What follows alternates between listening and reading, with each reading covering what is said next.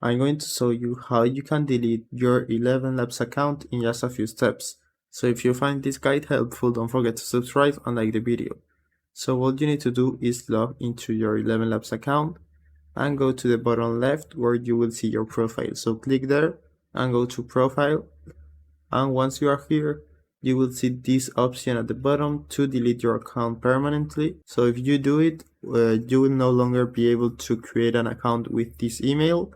So if you agree, you just need to click there and you will see this window where you will need to enter your email address for confirmation.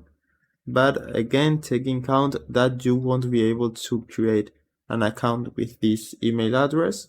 So you will need to use another email if you want to keep using ElevenLabs on another account.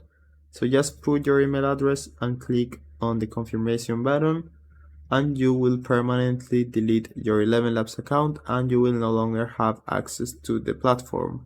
So I hope it was helpful and thanks for watching.